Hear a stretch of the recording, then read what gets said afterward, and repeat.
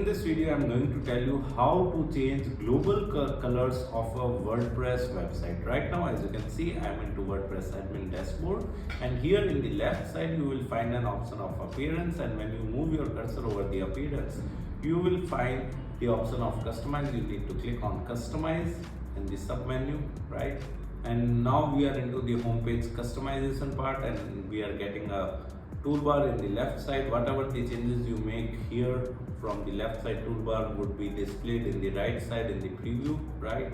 So we want to change the colors, right? So we are going to the color section in the left side toolbar, and as you can see there is a color palette like this one is a default color. You can change it to this one, right?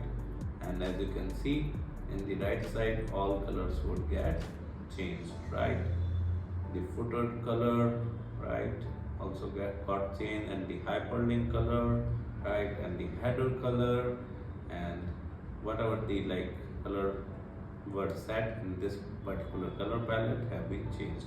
If we change it to dark green, then as you can see our website colors have been changed. You can also make your own colors, right?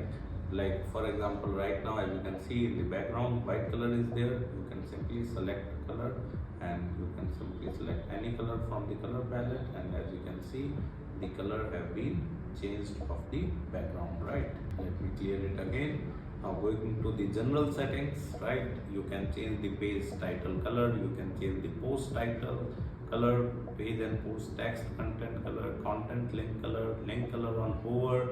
You can make changes to the heading colors as well, right?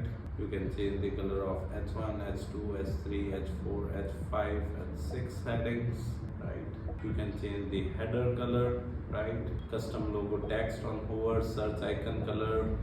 Right now it is white. We can make it to this, and automatically color would get changed over here, right?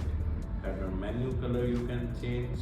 Hero section color you can change, hero title, hero button, hero text. You can change the color of footer as well, right? The footer background color, footer text color, right?